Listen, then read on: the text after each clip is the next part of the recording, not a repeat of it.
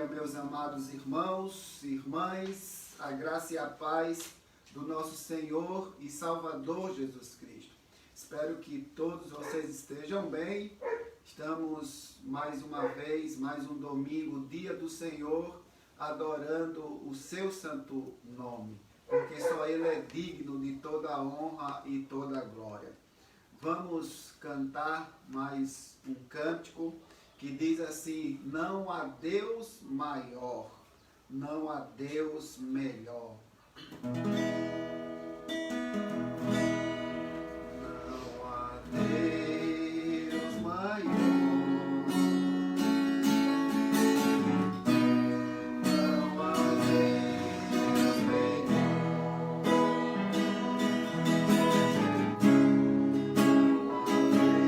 Deus tão grande como nosso Deus. Mais uma vez, não há Deus maior, não há Deus maior, não há Deus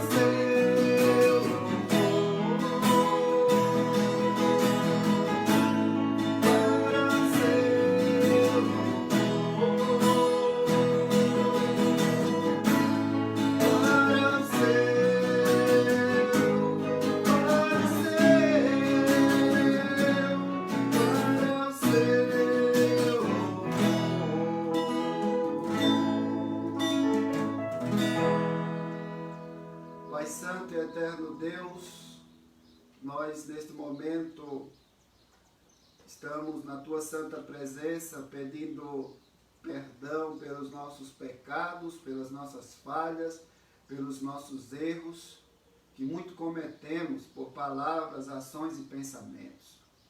Ó Deus eterno, receba esses louvores como aroma suave às Tuas narinas, de pessoas imperfeitas, mas lavadas e remidas pelo Deus perfeito, a segunda pessoa da Santíssima Trindade, Jesus Cristo, aquele que veio a este mundo e através da sua obra, da sua vida, do seu sacrifício na cruz, do seu sofrimento, da sua morte, do seu sepultamento e da sua ressurreição e assunção, está agora à direita de Tu, Senhor, Deus Pai Todo-Poderoso. E por isso nós somos aceitos diante de Ti, justificados, regenerados, por causa do Teu Filho Jesus Cristo, do Teu amor por nós, ao enviá-lo, homem sem mácula, sem mancha alguma, sem pecado nenhum. e somos gratos a Ti porque o Teu Espírito Santo, a terceira pessoa da Trindade, está conosco e habita nos crentes, naqueles que são lavados e remidos pelo Teu sangue. Abençoa, Deus, os enfermos, abençoa os desempregados, os necessitados, os doentes. Abençoa o nosso país, abençoa o nosso estado aqui de Brusque, os governantes, as eleições municipais. Cremos que o Senhor está no controle de tudo e de todos. Fala ao nosso coração através deste estudo. É assim que eu te rogo em nome de Jesus. Amém. Queridos, abra sua Bíblia em Mateus capítulo 26. Deixe ela aberta para a gente ir acompanhando assim que tivermos a necessidade de voltarmos ao texto para facilitar. Como vocês sabem, nós estamos falando sobre teologia reformada, dando uma visão panorâmica. E hoje nós vamos falar sobre o culto. Vocês lembram que algumas quintas-feiras nós tratamos sobre o culto numa perspectiva bíblico-reformada, onde vimos ali que o culto deve ser direto para Deus, deve ser por intermédio de Jesus Cristo, deve ter orações espontâneas, deve ser inteligível, né, de forma clara, uma linguagem clara que todos entendam. E hoje nós vamos falar sobre o culto, mas numa perspectiva de mostrar a questão da missa, a questão da hóstia e do sacrifício de Cristo. Veja que este é um outro aspecto importante da teologia reformada, esta doutrina sobre o culto. E o culto não trata de um momento adequado de ficar em pé, sentado, senta, levanta, senta, levanta. Não se trata disso. O culto ao nosso Deus é um serviço que prestamos de forma inteligente, de forma clara, ciente do que estamos fazendo, do que estamos falando. Então o culto é um trabalho, é um labor que deve ser feito com raciocínio, não em êxtase, não de forma irreverente, irregular. Então, aqui o texto de Mateus capítulo 26, dos versos 26 ao 30, vai falar sobre a ceia do Senhor. E diz, enquanto comiam, tomou Jesus um pão e abençoando-o, o partiu e deu aos discípulos, dizendo, tomai, comei, isto é o meu corpo. A seguir tomou um cálice, tendo dado graças, o deu aos discípulos, dizendo, bebei dele todos. Porque isto é o meu sangue, o sangue da nova aliança derramado em favor de muitos, não é de todos, de muitos, para a remissão de pecados. E digo-vos que desta hora em diante não beberei deste fruto da videira até aquele dia em que o hei de beber novo convosco no reino de meu Pai. E tendo cantado um hino, saíram para o monte das oliveiras. Veja, meu irmão e minha irmã, em primeiro lugar eu chamo sua atenção para o lugar do altar na missa. Nós temos esta palavra missa, que ela deriva do costume de mandar as pessoas embora depois da realização ali das celebrações na Igreja Romana. E o auxiliar dos sacerdotes, eles tinham a palavra, estes auxiliares, e dizia o seguinte, abro aspas: inimigos, escravos e virgens, partam. Esse é o sentido da palavra missa, deriva disso. Veja também que os cristãos, na época de Constantino, quando essa prática eles adotaram na religião do cristianismo, que se tornou a religião do Estado na época de Constantino, no Império Romano, e várias práticas não cristãs foram absorvidas nessa época. E o culto, quando chegava ao fim, o diácono anunciava em latim: Ite missa est. Ite missa est. Ou seja, vocês podem ir embora. Vão. É permitido. É este o significado de ite missa est. Vocês podem ir embora. Vão. É permitido. Então, veja que a palavra missa está associada à ordem dada para as pessoas irem embora.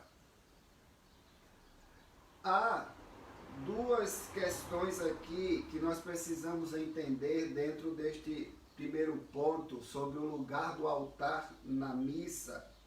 É que com o passar do tempo foi sendo criada uma dupla missa, ou uma missa dividida em dois momentos diferentes. O primeiro momento era realizada a missa para aqueles que eram tanto os convertidos quanto também os cristãos ali que eram maduros, que não eram maduros, que eram os novos convertidos. Então eram os convertidos e os novos convertidos, ou seja, os catecúmenos, os novos na fé. Era dividido dessa forma: a primeira missa com os maduros e os neófitos, os catecúmenos, os convertidos e os não convertidos. E numa segunda ocasião, só podiam ali permanecer as pessoas que haviam sido batizadas. Batizadas. É tanto que Agostinho afirma o seguinte, abro aspas: eis que depois do sermão, os catecúmenos são despedidos, os crentes permanecem, fecho aspas. Então havia essa divisão ali. Primeira missa, tanto os convertidos quanto os não convertidos, e a segunda, só os batizados, para que eles permanecessem ali. E depois dali, aqueles que no final da segunda missa, que eram os que haviam sido, já os que tinham sido batizados, era feita uma oração de despedida, e da mesma forma o diácono dava ao povo a liberdade de partir.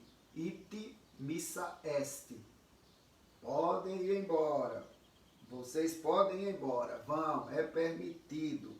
Então esse é o sentido da missa. Com o tempo, com o passar do tempo, veja que missa, ela deu uma outra denotação, uma outra, ficou denominada da seguinte forma: aquilo tudo que acontecia durante a celebração religiosa. Então veja, que antes era despedida, pode ir embora, agora toma uma outra conotação. Missa agora é tudo que é feito na celebração ali, na celebração religiosa. Tudo ali, o que acontece, passou a ser chamado de missa. Por isso, você observa a expressão ou as expressões: participar da missa, ir à missa. Veja que agora mudou, em vez de em vez de sair, se despedir com aquela divisão, os crentes, os novos convertidos e os convertidos, ou os não convertidos ainda, né? Os catecúmenos novos na fé, os batizados e os não batizados, primeira divisão, segunda divisão, os batizados. Então, não é mais despedida, e sim agora participar da missa. Ir à missa, em vez de se despedir, agora é ir. Então mudou. É isso que está associado à realização ali da missa. Então a palavra missa, ela está intimamente associada à ideia de realização, de sacrifício, do qual, queridos, só podem participar as pessoas que foram batizadas, como o sacrifício eucarístico, ou a ceia, a celebração da ceia, ou seja, a ceia do Senhor. E nesse sacrifício, segundo a teologia romana, o corpo de Cristo é verdadeiramente rasgado ali, o seu sangue é verdadeiramente derramado em favor da igreja. Então, se a teologia romana ela prega desta forma, ela está dizendo então que o sacrifício que Cristo realizou na cruz é repetido todas as vezes que a Eucaristia ou a ceia ela é realizada. E é por isso que toda igreja papal ela tem um altar sobre o qual ficam ali depositadas as hóstias. Hóstias são o pão da ceia, na versão papal. E ali naquele altar o sacrifício de Cristo é realizado. Veja que antes do sacrifício de Cristo houve o derramamento de sangue. Agora, na missa, a teologia romana, ela coloca que toda a realização da missa, o sacrifício de Cristo é realizado, porém sem derramamento de sangue. Então, veja que quando o sacerdote ele parte ali a hóstia ou pão, segundo a teologia papal, ele está partindo ali o próprio corpo de Cristo. Ainda que não seja, conforme eu falei, um sacrifício com sangue, com derramamento de sangue, como aconteceu na cruz do Calvário, no Monte Gólgota. Mas sim, ocorre aqui um sacrifício sem sangue, na ocasião em que todas as vezes a missa é realizada, a missa é celebrada. Então, portanto, é essa a primeira questão que eu coloquei, que eu gostaria de colocar para os irmãos, é este lugar do altar da missa. Então, missa, anteriormente, tinha o conceito, a definição, né, ou a conotação de despedida, de ir embora após a celebração, é uma despedida, podem ir embora, vocês podem ir embora, vão, é permitido, né? Ite missa est, em latim. Depois, com o passar do tempo, a missa se torna, então, a celebração, a realização de tudo que é celebrado nela, de forma religiosa ali, onde agora não é mais despedida, mas você observa, vamos à missa, vamos participar da missa, eu vou à missa. Então, só para que vocês entendam. O segundo ponto, a segunda questão que eu gostaria de trazer é que este segundo ponto está interligado com o primeiro. Haja vista que eu falei que a missa tem a ver com também sacrifício, por isso tem um altar e a hóstia fica ali, porque significa ali o corpo de Cristo, né? No caso, muito mais do que uma significação, nós vamos ver futuramente isso, ele se transforma no corpo de Cristo, o pão. E nós sabemos que aqui que nós lemos em Mateus capítulo 26, verso 26, essa narrativa que Jesus mesmo está consagrando o pão e ele está vivo, então não tem por que ele dizer, este é o meu corpo, comam, literalmente, porque ele estava vivo, ele não precisava pegar o pão, ok, é o meu corpo, coma-me, mastigue, venha. Não. Então veja que isto é o meu corpo, é óbvio que é um termo simbólico, não literal, que vai comer o corpo de Jesus. Por isso os romanos têm a doutrina da transubstanciação, que a hóstia, o pão, se transforma literalmente no corpo de Cristo. Então, é um símbolo, como Jesus disse, eu sou a porta, eu sou o caminho, eu sou a vida, eu sou a verdade. Então veja você que este segundo ponto, essa segunda questão que eu lhes trago, é sobre o sacrifício de Cristo, que ele é irrepetível. Não tem como repetir. Então o sacrifício irrepetível de Cristo e a hóstia. Nós vamos aqui fazer esta comparação. Então veja que a questão está justamente nisso. A questão é se Cristo ainda deve ser oferecido diariamente e se há necessidade, queridos, que algum sacrifício, além do que foi realizado por ele na cruz, deve ser oferecido a Deus. A questão é se na ceia acontece, como eu já falei aqui, um sacrifício simbólico ou físico, simbólico e espiritual ou físico, no qual os elementos pão e vinho, eles, de fato, Cristo é oferecido ao Pai em sacrifício por um sacerdote pelos pecados do povo. Então, observe que, de acordo com a teologia romana, embora Cristo tenha se oferecido ao Pai na cruz como sacrifício pelos pecados de todos aqueles que crescem nele para a salvação, seu sacerdócio não devia se extinguir com a sua morte, e segundo a teologia romana, mas devia ser uma coisa perpétua, dar uma continuidade perpétua na igreja por meio de sacerdotes da nova aliança. Por isso, na última ceia, ele instituiu um novo sacrifício, mediante o qual o seu sacrifício na cruz fosse não apenas representado, mas repetitivo todas as vezes que fosse realizado. É isso que a teologia romana, ela defende. Mas, queridos irmãos, ainda de acordo com a teologia romana, nesse sacrifício, o próprio Cristo, ele é sacrificado. E como eu já falei anteriormente, sem derramamento de sangue. O sacrifício com derramamento de sangue já foi realizado na cruz.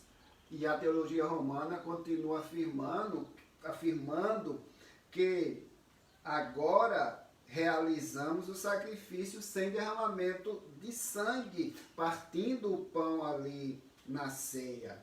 Então eles pregam que por meio deste sacrifício sem derramamento de sangue, Deus ele é apaziguado e concede graça, concede o dom do arrependimento, concede a fé, o perdão para todos os pecados. Então, veja que nos cânones do Concílio de Trento, na seção 22, no capítulo 2, diz o seguinte, abro aspas, defendendo essa questão da continuidade do sacrifício de Cristo pela teologia romana. Se alguém disser que nestas palavras, fazer isto em memória de mim, Cristo não constituiu sacerdotes aos apóstolos ou que não ordenou que eles e outros sacerdotes oferecessem seu corpo e sangue, seja anátema. Fecho aspas. Então, observe você que a teologia romana, ela defende a transubstanciação, ela defende a repetição do sacrifício de Cristo na cruz. Agora, no altar, através dos dois elementos, a hóstia, no caso, que eles chamam, que é o pão e o vinho, realizando ali um sacrifício sem derramamento de sangue. Então, toda missa significa que eu estou matando Cristo. Toda missa eu estou repetindo o sacrifício que ele fez na cruz, que a Bíblia me dá provas, respaldo que este sacrifício foi único, foi verdadeiro, foi e não será repetido jamais. Então, veja que a teologia reformada, por sua vez, ela não reconhece na Igreja de Cristo nenhum sacrifício de Cristo, a não ser o que foi aquele realizado na cruz, de uma vez por todas. E este sacrifício, a teologia reformada entende que foi completo, que foi perfeito e irrepetível. Veja, foi completo. Eu não preciso mais repetir o sacrifício de Cristo, mesmo de forma simbólica, ou dizendo que ali é o sacrifício, porém sem derramamento de sangue. Não existe isso, até porque sem derramamento de sangue não há remissão de pecados. Portanto, Jesus Cristo já pagou um alto preço para que todos aqueles que crescem nele tenham a vida eterna. Todos aqueles. E quem vai crer nele? O que ele mesmo já escolheu antes da fundação do mundo. É esse que vai crer. Então, veja que este sacrifício que Jesus fez na cruz, ele foi completo. Ele foi perfeito. E ele é irrepetível. Por isso, a teologia reformada rejeita o sacrifício da missa, crendo que este sacrifício ele é diametralmente oposto ao ensino da Escritura. Não tem nada a ver com o ensino das Sagradas Escrituras. E eu gostaria de elencar algumas razões para isso. Primeira razão é porque a Escritura não diz nada sobre isso. Não há, queridos irmãos, como negar o sacrifício de Jesus Cristo. Não há como negar. Então, veja que o fato de que Cristo e aqui os apóstolos não dizem uma palavra sequer sobre esse assunto, nem mesmo em 1 Coríntios capítulo 11, você depois confira lá, o apóstolo Paulo, ele se detém de forma específica no tema da ceia do Senhor. Então, nós somos aqui agraciados pela palavra de Deus. Então, é por esta razão que a teologia reformada se opõe à teologia romana quanto à questão do sacrifício ser repetido, porque a teologia reformada, de fato, entende, e isso pautado na Bíblia, que este sacrifício de Cristo, ele foi completo, ele foi perfeito e é irrepetível. Então, essa é a primeira razão, porque a Escritura nada diz sobre isso. E veja você que o próprio apóstolo Paulo, ele diz em Atos capítulo 20, verso 27, que jamais deixou de anunciar todo o desígnio de Deus. Então essa é a primeira razão que a teologia romana está errada. É que não diz nada na Escritura sobre isto, pelo contrário. Segunda razão é com base na própria ceia do Senhor, na própria instituição da ceia. Que este sacrifício é irrepetível, é completo e é perfeito. Veja, a Mateus aqui que nós lemos, verso 26 ao 30 do capítulo 26, Cristo aqui na instituição da ceia, ele não está em um altar. Ele não está aqui no altar prestes a ser sacrificado. Ele está sentado à mesa. Ele está santificando, consagrando o pão e o vinho por sua bênção. Então, meus irmãos, o sacrifício mencionado na instituição da ceia, simbolizado aqui no pão, simbolizado no vinho, não é um sacrifício sem sangue da celebração romana, mas o sacrifício sangrento realizado por Cristo na cruz de uma vez por todas, repito, completo, perfeito, irrepetível. Este é o único sangue da nova aliança. Outro ponto importante, que a ceia foi distribuída aos discípulos, não para que a adorassem, mas para que fosse comida. Ele ordena aqui, meus queridos, que seus discípulos façam a mesma coisa como memorial. E veja você, não só como isso, mas como selo, não só como memorial, mas como o selo do sacrifício único que ele faria na cruz, não como propiciação pelos pecados.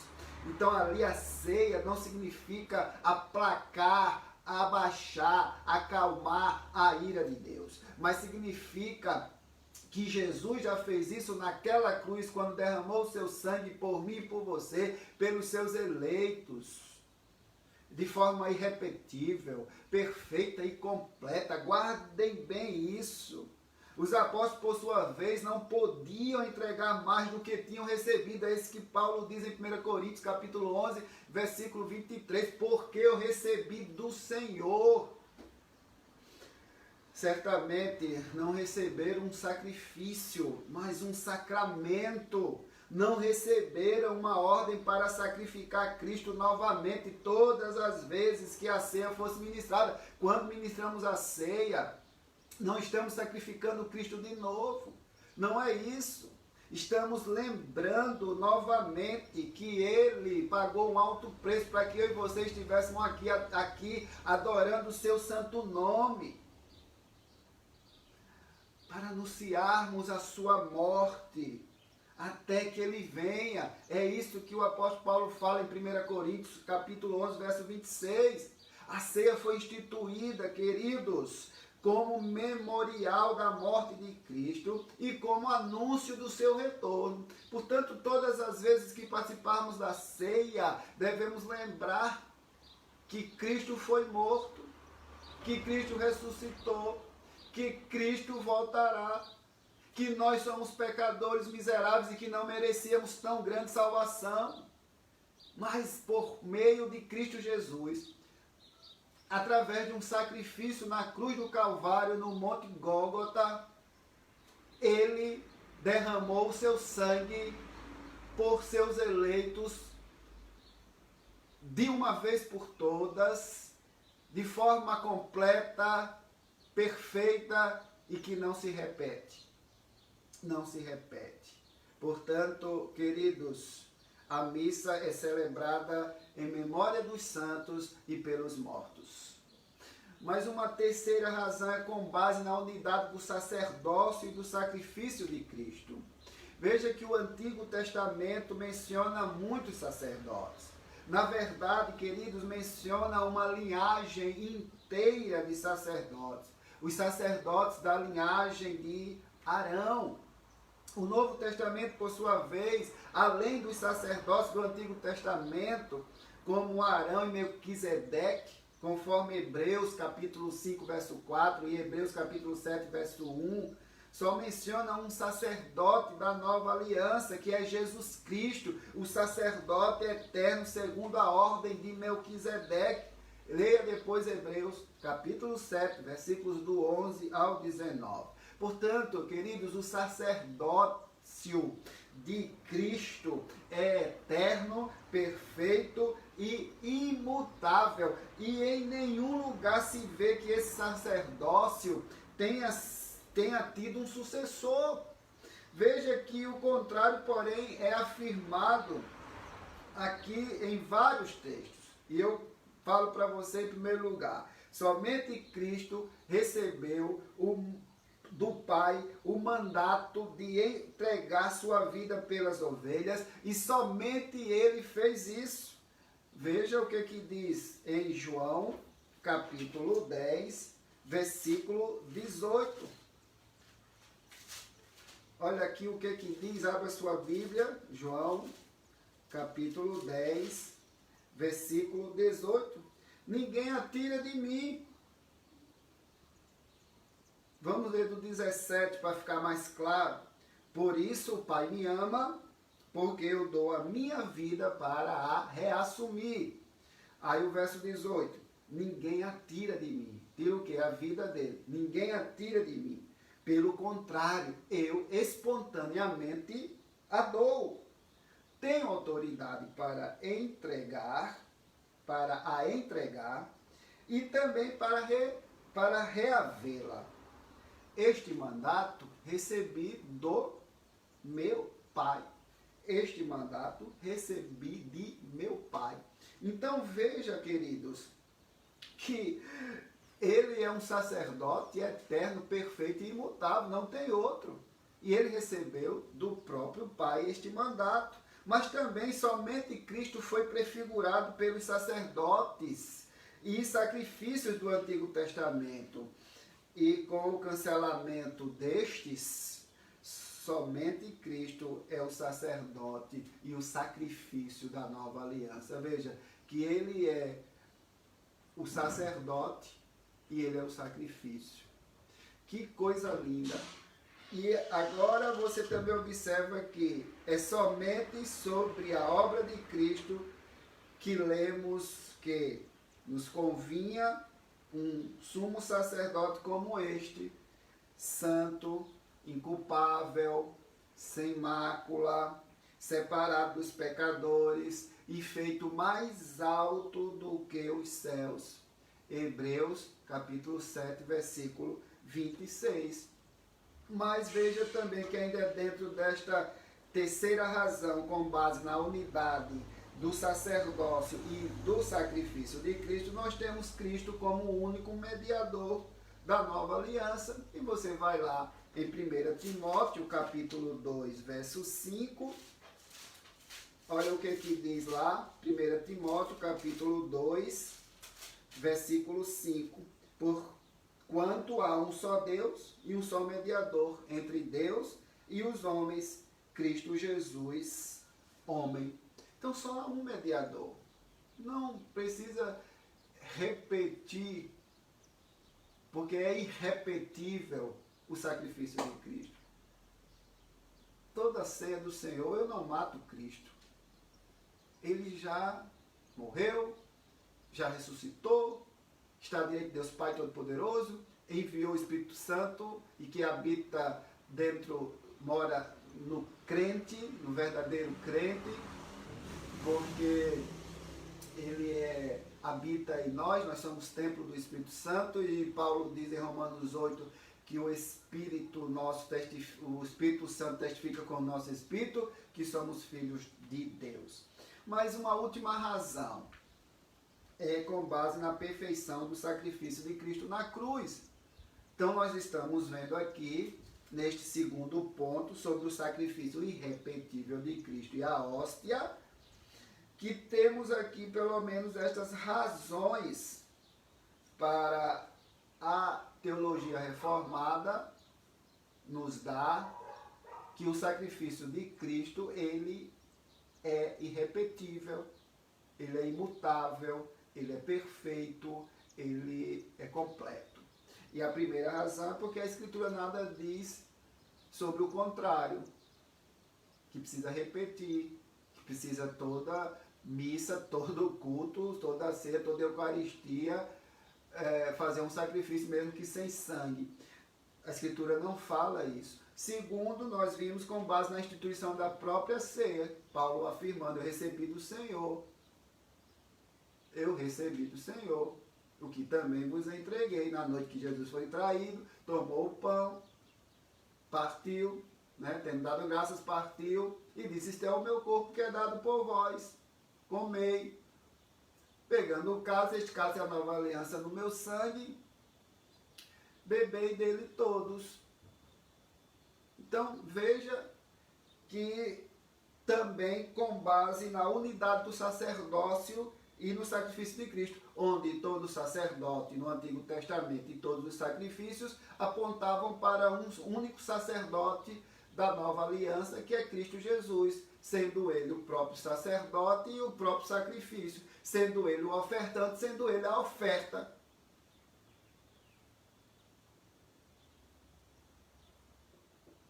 E por fim, a última razão, vimos a última razão, quarta, que é com base na perfeição do sacrifício de Cristo na cruz. Então veja que com base na própria Escritura, e principalmente na carta aos Hebreus, Cristo não é dado por morte todos os cultos, todas as missas, todas as eucaristias que são feitas. Não, ele não é oferecido muitas vezes, mas ele se manifestou de uma vez por todas. E aí eu deixo para que você leia depois em Hebreus, capítulo 9, versos 23 ao 28.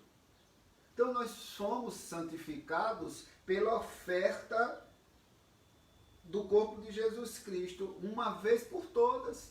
É isso que nós fomos. Nós somos santificados por Cristo de uma vez por todas, naquele sacrifício que não precisa ser repetido. E aí você pode ler Hebreus capítulo 10, verso 10. E essa oferta sacrificial de Jesus, queridos, você observa em Hebreus 10, 14, que ela foi única. Então o próprio Jesus, ao morrer na cruz do Calvário, ele declarou o caráter final, ele declarou o seu caráter completo de seu sacrifício expiatório. Veja em João 19, verso 30. Vou ler aqui João, verso 19, capítulo 19, verso 30. Quando, pois, Jesus tomou o vinagre, disse, está consumado, e inclinando a cabeça, rendeu o Espírito. Então, está consumado. Este sacrifício não vai ser repetido. Ele vai voltar, mas não vai voltar mais para ser morto numa cruz.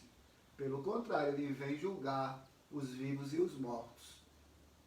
Então, prestem bem atenção.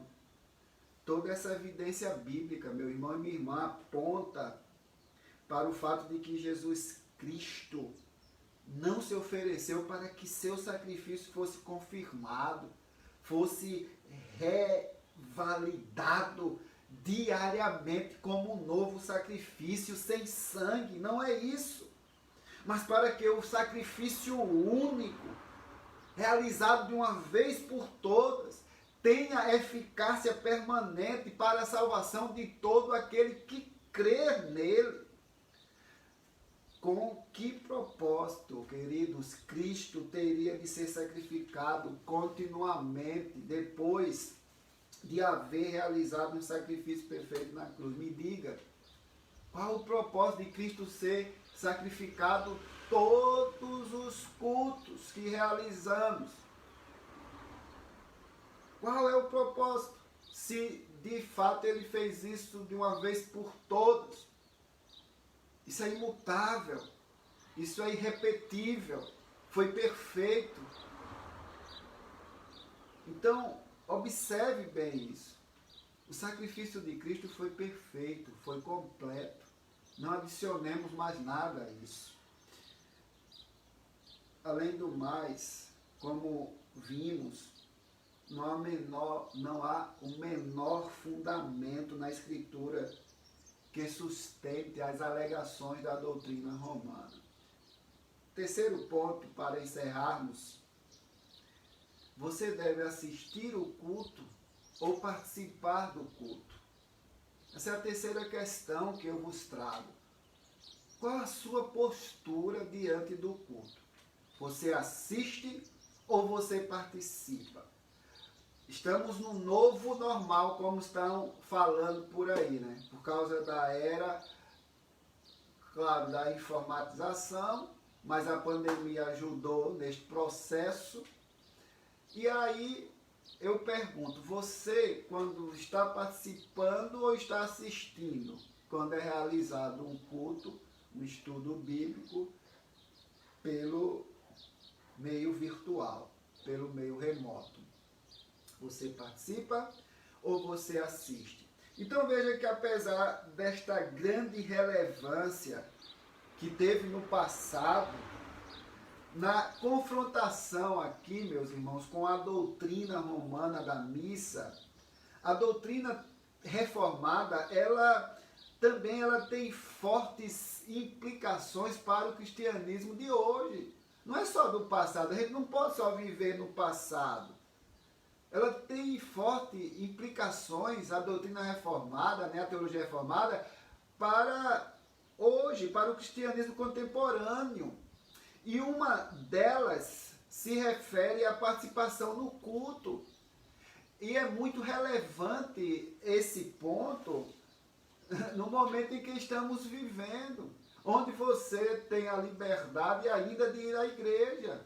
A priori foi evitado, não foi permitido participar. Depois, com a capacidade mínima de 30%. Se eu não me engano, já saiu um decreto agora no estado de Santa Catarina para 50%, se eu não me engano, a participação nos cultos de 50% das pessoas, não mais 30%. Então, veja que nós temos a liberdade de culto. Agora, resta saber, eu participo ou eu assisto? Então, veja que é muito comum os cristãos terem a percepção de que só participa do culto a pessoa que está à frente, né? Que está ali cantando, que faz parte da liturgia, que faz parte do louvor, que lê um texto ali à frente, que canta um hino, um cântico. As pessoas têm essa percepção ainda. Isso é errado.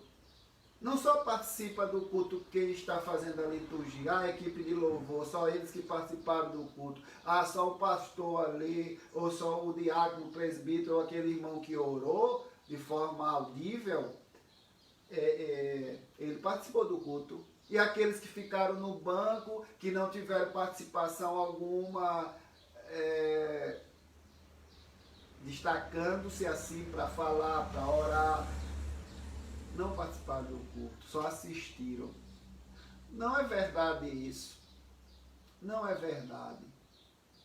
Porque você pode participar do culto estando ali no banco, quando você ora ali silenciosamente, quando você diz amém concordando com a oração daquele que orou de forma audível, que foi escolhido para orar, quando você diz amém concordando, quando você lê a Bíblia juntamente com o pastor ali, seja quem for o que está fazendo a liturgia, está dirigindo ali o culto, quando você está cantando os hinos dos nossos hinários, você também está participando. Quando você está cantando os cânticos congregacionais, você também está participando. Então você não é um mero espectador. Você não está assistindo a uma peça teatral, a uma ópera. Você está participando. Você está ali participando. Mantendo uma atitude reverente ali com outros irmãos. Participando das orações, concordando com as orações, lendo as Sagradas Escrituras. Então, veja que quando você também leva visitantes para ouvir a pregação do Evangelho, e eu faço um desafio para todos nós, que a partir de hoje, já se preparando para o 2021, que você coloque diante de Deus, ganhar uma alma para Cristo, ser o instrumento de Deus para levar uma pessoa só a Cristo. Você já pensou? Nós temos em torno ali, nós temos 68 membros, contando com crianças.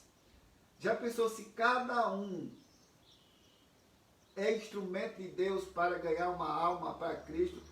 Nós dobramos este número. A igreja não cabe 68 dá o quê? 136 pessoas.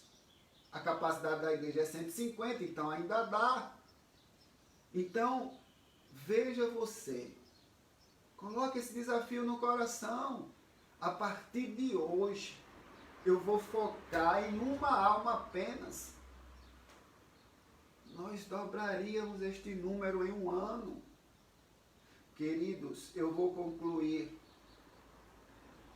E é um erro pensar que os irmãos que não têm um papel a desempenhar à frente da igreja não estão participando do culto. É um erro. É um erro. E eu concluo dizendo que a doutrina romana da missa e do sacrifício eucarístico não harmoniza com o ensino bíblico sobre o sacrifício definitivo e perfeito de Cristo. Guarde bem isso. Cristo morreu de uma vez por todas. É imutável, é irrepetível, foi completo, foi perfeito este sacrifício dele. Portanto, não pode, não deve ser repetido, mesmo que desta forma, sem sangue. Um sacrifício sem sangue. Não existe isso. Se Cristo ofereceu sua vida de uma vez por todas na cruz, não há lugar para uma repetição desse mesmo sacrifício todas as vezes que a missa é celebrada. Não existe lugar para isso. Cristo ofereceu ao Pai o sacrifício perfeito de seu próprio corpo e de seu próprio sangue para consumar de uma vez por todas a obra da salvação em favor de seu povo. Defender a necessidade de sacrifícios diários, portanto, queridos irmãos e queridas irmãs, é atentar contra a eficácia do sacrifício de Cristo. Que Deus nos abençoe em nome de Jesus. Pai amado, muito obrigado, Senhor, pela palavra que foi ministrada, que nós possamos colocar em prática nos cultos que prestamos a Ti, que não apenas assistamos, mas participemos, cantando, junto com o liturgo, lendo a palavra, concordando, dando amém, dizendo amém. Ó Pai, muito obrigado pela vida dos meus irmãos e das minhas irmãs. Que vidas sejam transformadas pelo poder do Evangelho, pelo poder do sacrifício de Cristo Jesus naquela cruz do Calvário, derramando o seu sangue de uma vez por todas, de forma única, irrepetível, perfeita e completa. É assim que eu te rogo em nome de Jesus. Amém. Queridos irmãos, estamos encerrando e eu gostaria apenas de agradecer a Deus pela vida dos aniversariantes desta semana. Nosso irmão Leandro, dia 21, nosso irmão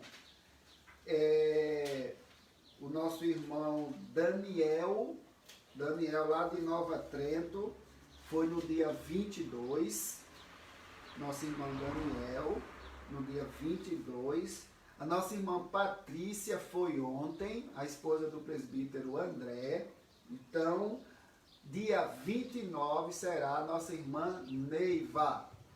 Deus abençoe você, Leandro. Deus abençoe você, Daniel. Deus abençoe você, Patrícia. Que Deus lhes dê muitos e muitos anos de vida na presença dele, em nome de Jesus.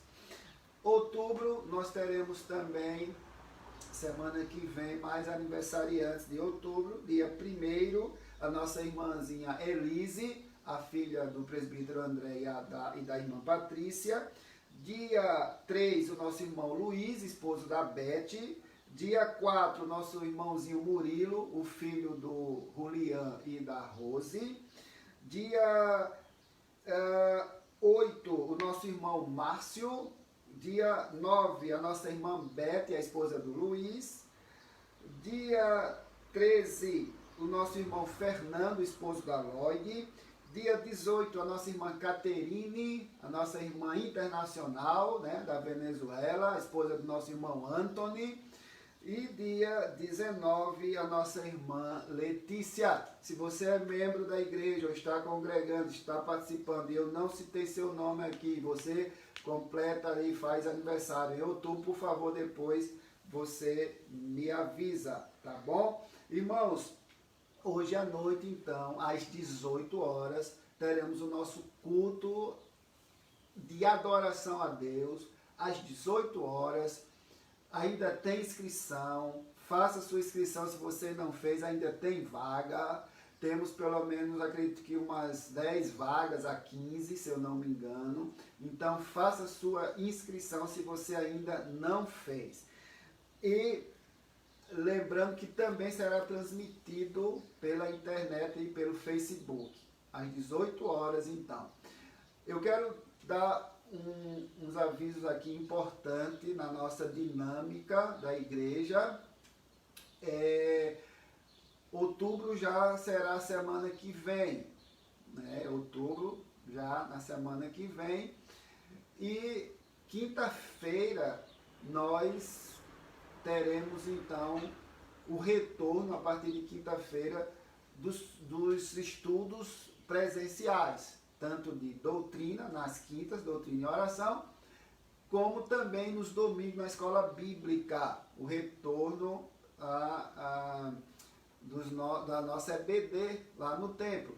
E eu quero dizer então o seguinte: quinta-feira, 19h30, preste bem atenção, você que é membro, você vá à igreja, já está liberado para os nossos cultos voltarmos ali na doutrina e escola bíblica. Então, você que é membro, participe, quinta-feira, às 19h30. Não deixaremos de transmitir, vamos transmitir mesmo assim. Porém, se você pode ir ao templo, não assista de casa, não participe de casa, participe de lá da igreja, do templo, lá dentro. Vamos retornar, então, na quinta-feira, 19h30, você que é membro, que pode ir, vá. Você que não pode ir, nos acompanhe, então, pela internet. Mas se você pode ir, vá. 19h30, não mais 19 horas. Lembram que estávamos, quando agora virtual, né, às 19, começávamos às 19, começávamos mais cedo. Mas agora que vamos retornar, vamos para o horário anterior que tínhamos, que era 19h30. Então, quinta-feira, mês de outubro, a partir de outubro, na quinta-feira já, 19h30, doutrina e oração presencial e virtual. Também temos no domingo escola bíblica, vamos voltar no próximo domingo a escola bíblica presencial. Vá, você que pode ir, vá. Lembrando aos catecúmenos que vai retornar então presencial as aulas dos catecúmenos, ok? Presencial, com os professores Márcio e Eduardo. Então, você que é dos catecúmenos, você adolescente que está fazendo catecúmenos, não percam, vá participar presencial.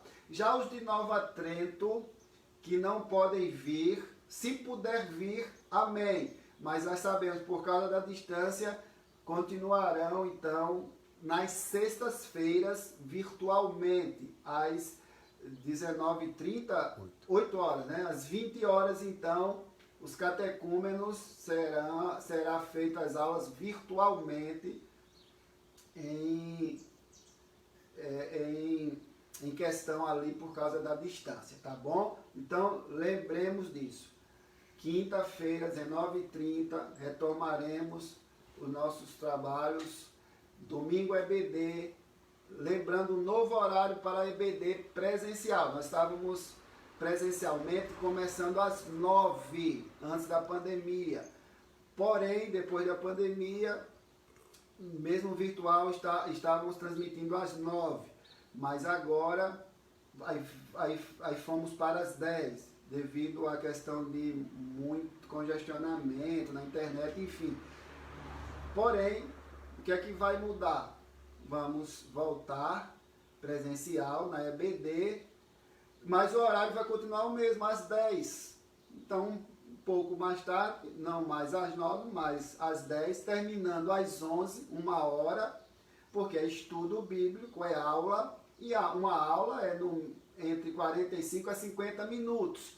Não seremos cansativos e eu conto também com a participação de todos. Você que pode ir ao templo, vá. Você que não pode, então participe assistindo pela internet, tá bom? Então foi isso que mudou. O que é que mudou? É que vamos retornar os cultos de doutrina e oração à noite, nas quintas, às 19h30, presencial e virtual, EBD, presencial e virtual. Novo horário, às 10 horas da manhã, a EBD, e quinta, 19h30.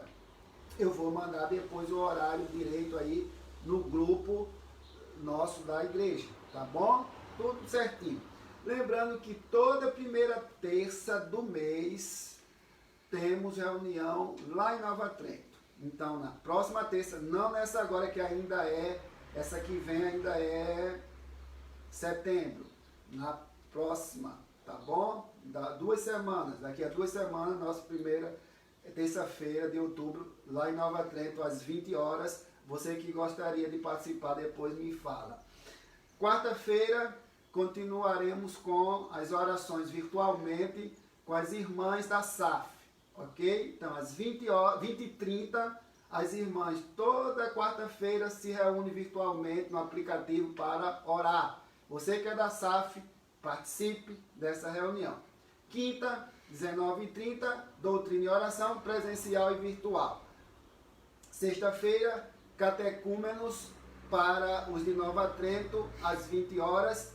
Sábado, neste sábado agora que vem, depois a irmã Letícia e o irmão Eduardo irão confirmar no grupo da UPA. Acredito que teremos a reunião da UPA na igreja às 15 horas e às 19h30 da UMP. Depois os irmãos líderes ali da UMP, o Márcio e a Lidiane, irão confirmar no grupo da UMP e a Letícia e o Eduardo irão confirmar no grupo da UPA. Lembrando então, para encerrar, domingo próximo, 10 da manhã, Escola Bíblica lá no templo. Você que pode ir, vá, será transmitido também, 10 da manhã até 11 horas. E um detalhe que eu não falei, os cultos à noite do próximo domingo, será ceia, Santa Ceia.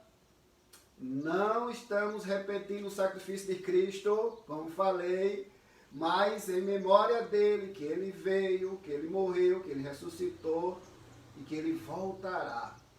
Então, lembre-se, no próximo domingo, os cultos, domingo à noite, retornarão às 19h30. Então, você que vai assistir e participar pela internet, não espere que seja às 18h. 18h é hoje. O último domingo hoje será às 18h. É o último domingo às 18h. No próximo domingo, presencial e às 19h30. E Santa Ceia. Ok, irmãos? Eu vou mandar para o grupo todos os horários certos e também colocaremos no Facebook os horários de culto da nossa dinâmica, da nossa congregação. Fico por aqui, já são 11h09. Eu louvo a Deus pela sua vida. Tenham vocês um abençoado domingo e lembre-se, hoje é o dia do Senhor. faça sua inscrição se você ainda não fez. Mais alguma coisa, Dani? Gustavo? Aniversário da sogra da Márcia, dia 3. Dia 3. 3 de outubro, a sogra da Márcia. Irmã Terezinha, ela irá aniversariar então dia 3. Já vou anotar aqui. Dia 3, a irmã Terezinha. Ela é a sogra da nossa irmã Márcia Letieri, esposa do diácono Marcos. Grande abraço a todos. Até a noite, se Deus nos permitir, às 18 horas. Tchau.